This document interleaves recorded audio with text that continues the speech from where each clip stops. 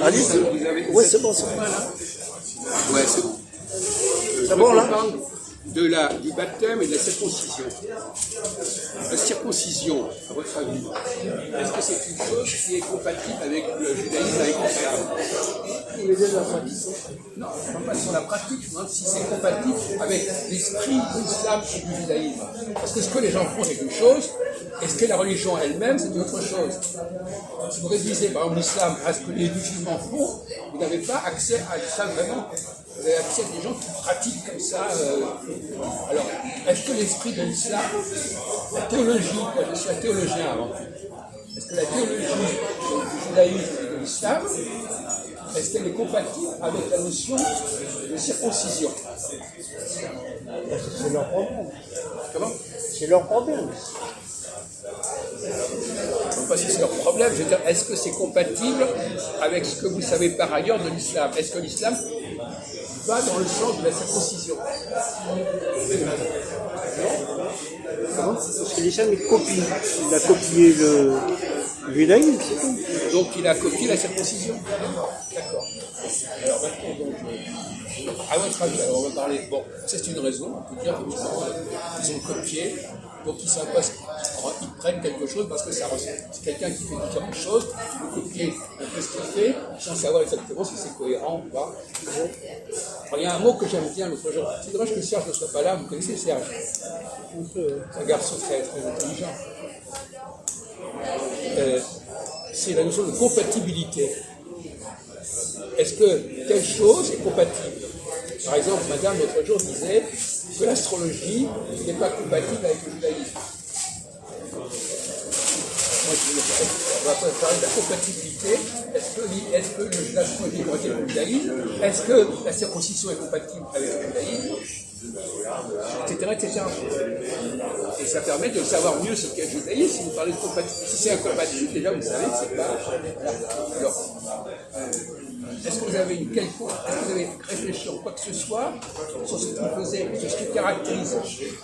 Finalement, vous êtes. Alors, il y a un autre sujet, c'est le monothéisme. Qu'est-ce que c'est que le monothéisme? Qu'est-ce qui correspond à la philosophie du monothéisme?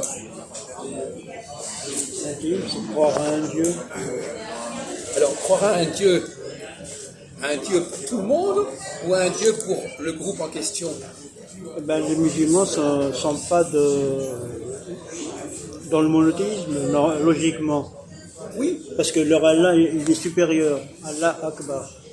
Et il dit aussi qu'il est supérieur à qui? Supérieur aux autres dieux. Aux autres dieux. Voilà. Donc ils ont un Dieu qui est disparu à d'autres dieux. Voilà. Donc voyez-vous, donc ça veut dire que déjà il n'y a pas un seul Dieu.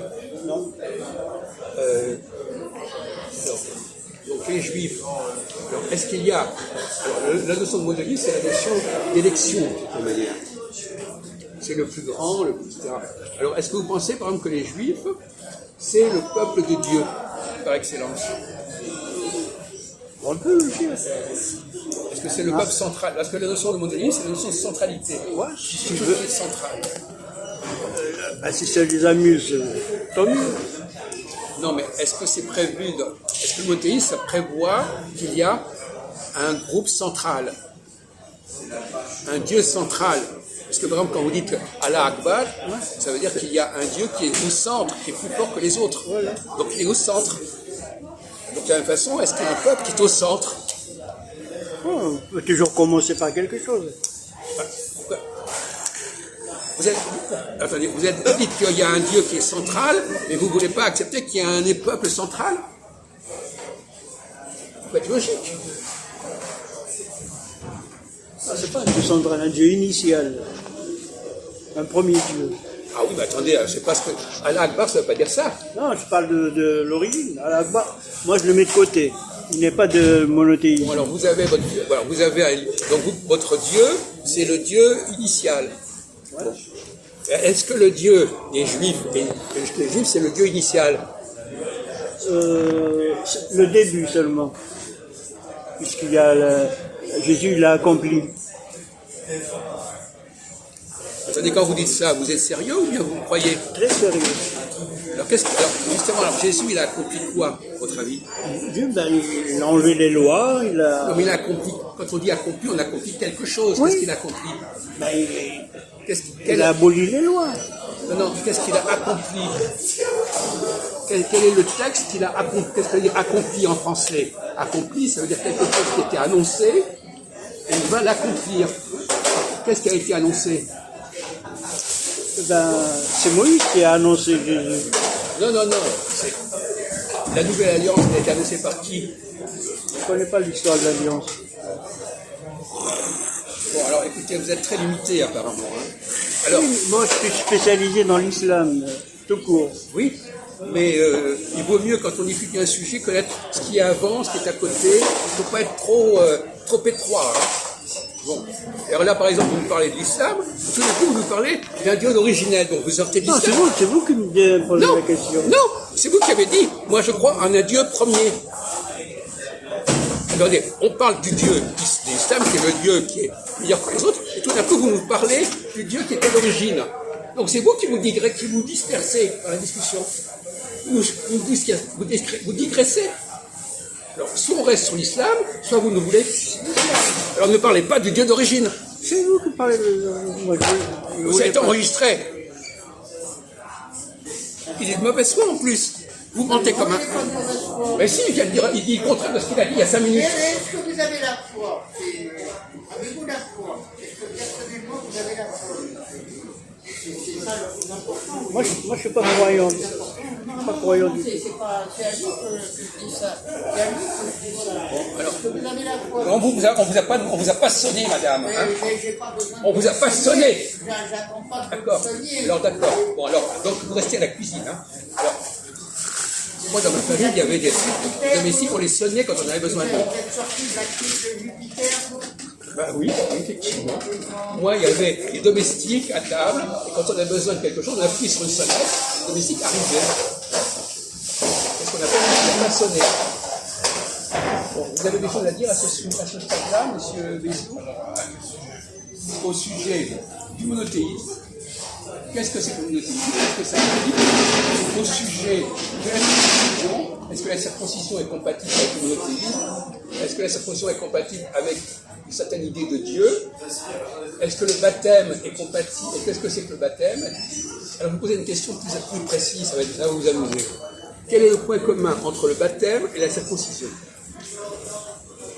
Ben, chez les musulmans, c'est le même. Non mais quel est le point commun de l'acte lui-même? Quelle est la différence? Alors vous demandez comment trouver. Elle a les réponses, elle n'a même pas réfléchi, elle répond tout de suite. Alors qu'est-ce qui est commun entre l'acte de la circoncision? Vous savez ce que c'est que la circoncision? Couper le... Quel est le point commun entre la circoncision? Moi, j'ai failli mourir, moi. Quel est le point commun entre la circoncision et le baptême? Non, mais quel est le point commun? C'est l'alliance. Non, mais le point commun... Dans le point commun, on va le définir. Quand on fait la circoncision, qu'est-ce qu'on fait? Il n'y a pas de point commun. Bon, alors allez-y, c'est une question extrêmement concrète, simple. Quand on fait la circoncision, qu'est-ce qu'on provoque? Qu'est-ce qu'on produit? Du sang. Oh, bien.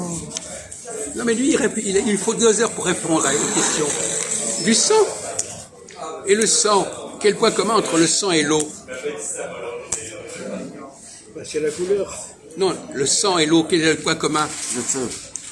Le sang et l'eau, c'est quel point commun entre les deux? Chimiquement, qu'est-ce qu'ils ont en commun, le sang et l'eau? Ce sont des liquides. Des liquides. Et alors? Et où? Quand il veut, il y arrive. Hein. C'est tiré par les cheveux. Non, pas du tout. Et si, justement. Si, précisément, la circoncision est un liquide, et le baptême prend la succession du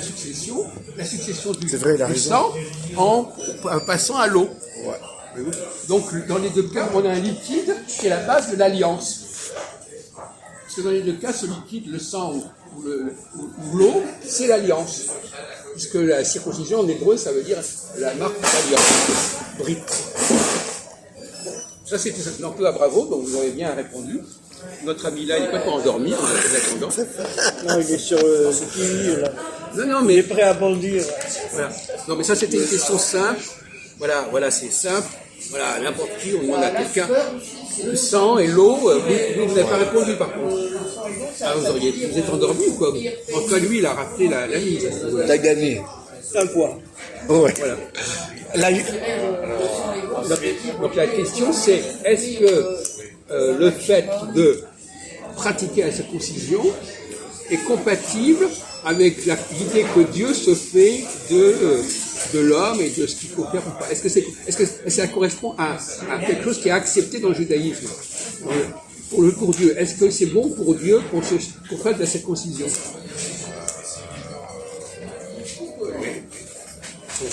Non, je t'en moque. Non, pas ensemble. Alors oui, alors d'accord, excusez-moi, alors vous pouvez répondre. Alors qu'est-ce qui vous fait croire que Dieu, dans le judaïsme, est favorable à ce qu'on trafique le sexe des hommes? Vous croyez que c'est ce qu'il veut, lui, le Dieu, que ça lui plaît, ça? Nous aurait homosexuel. créé circoncis déjà, s'il le voulait. On n'a pas besoin de... Oui, On n'a pas besoin de... voilà. s'en moquer. Est-ce que ça pas quelque... Alors, je voudrais pas vous... Moi, je donne pas tout de suite les réponses. J'essaie de laisser aux gens la chance de la... Là, j'essaie de vous mettre sur la voie. En tout cas, bon, dans la Torah, ils en parlent de la circoncision. Bon, ils n'ont pas l'air de dire... ils disent pas que c'est contraire... Oui, mais mon cher ami, dans la Torah, comme dirait notre ami machin, dans la Torah, tout n'a pas la même valeur. Et on a pu rajouter des choses qui sont fausses. Donc, si vous croyez que tout ce qui est dans la Torah, c'est vrai, de A jusqu'à Z, là, vous êtes mal parti. Hein. Bon. Alors, on peut il y a eu des gens, on en a parlé d'ailleurs plusieurs fois, qui ont transformé la Torah, qui l'ont modifiée. C'est le problème du tikkun d'ailleurs. Le tikkun, ça consiste à enlever ce qu'on a pu rajouter. Alors, on en a parlé l'autre jour. Alors comment vous faites alors pour faire ce qui a été rajouté? Comment? Pour faire ce qui a été rajouté? Eh bien, vous définissez un mode. Vous dites par exemple, telle personne aime ceci, aime cela, et vous dites, est-ce que ce truc-là, elle va aimer? Il faut déjà définir ce que la personne aime.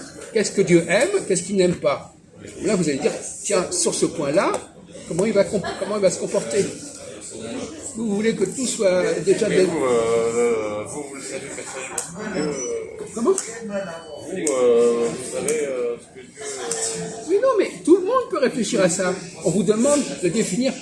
Bon, alors, qu'est-ce que... Parce que...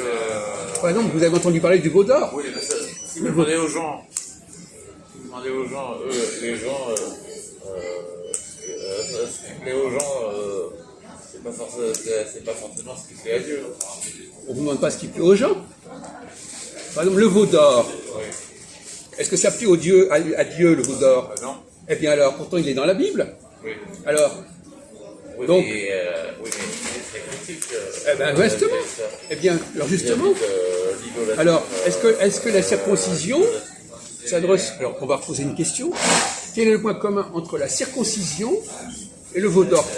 Est-ce qu'il y a quelque chose qui permet à la fois de faire la circoncision et à la fois de faire le veau d'or? Quel est l'élément commun entre les deux? Je suis sûr que monsieur va trouver ce qu'il a dit. Quand on pratique une circoncision, qu'est-ce qu'il faut faire? Qu'est-ce qu'il faut avoir? Un couteau. Un couteau. Oh putain! Ou un ciseau. Oui. Vous le savez, ça, non? Oui, oui. Et quand on construit le veau d'or, qu'est-ce qu'il faut avoir comme instrument? Eh ben, fondre l'or et... Mais oui, mais il faut avoir un instrument aussi. Un moule. Non, mais un sculpteur, il a besoin de quoi? Comment? Un moule. Le fer, non.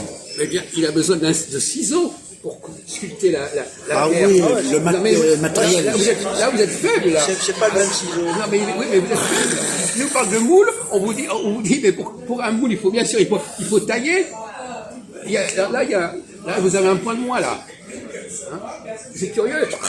C'est bien parti. On vous met tout sur la table. On vous dit la circoncision, un ciseau. On vous dit le veau d'or, on sculpte. Et lui, il se perd dans l'histoire de moule. Au lieu de dire, il y a des ciseaux. On dit, parce que le ciseau, c'est aussi le ciseau du sculpteur. Oui, il a raison. Donc vous avez perdu là. Et lui, il n'a pas gagné. En tout cas, vous avez. Donc voyez-vous, là encore, voilà le deuxième jeu. Point commun tout à l'heure entre circoncision et baptême. Point commun entre circoncision et veau d'or. Alors vous avez compris quel était le point commun. Je pense Vous avez compris le point commun. elle n'arrive pas. Qu'est-ce qu'elle a? Bon. Alors, si Dieu refuse le veau d'or, pourquoi est-ce qu'il accepterait la circoncision? Puisque la circoncision, l'homme transforme les choses avec ses propres mains. Or ça, c'est une chose absolument interdite dans le judaïsme. Vous connaissez un peu la... Il l'applique quand même. Comment? Il l'applique quand même. Non mais attendez, quand les gens sont dans l'erreur, ils sont dans l'erreur. La question n'est pas là. La question, c'est quand quelqu'un fait quelque chose, il faut savoir s'il est dans le bon chemin ou s'il est dans l'erreur. Par exemple, l'islam. Est-ce que si la circoncision n'est pas valable pour le judaïsme, est-ce qu'elle est valable pour l'islam? Pas plus. Pas plus. Dans les deux cas, le fait d'utiliser un instrument, un outil, qui va transformer qui? Il va transformer quoi? La circoncision, elle transforme qui? L'individu. Elle transforme... C'est-à-dire que Dieu a créé l'homme et on s'amuse à trafiquer l'homme. On s'amuse à le transformer.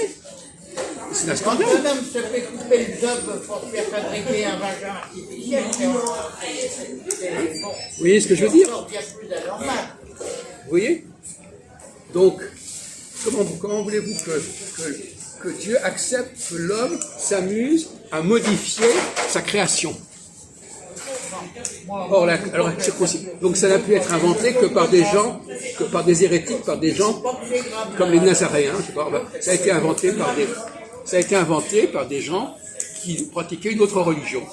Et ils ont intégré cette autre religion dans le judaïsme. Pour l'instant, vous n'êtes pas très long. Voilà.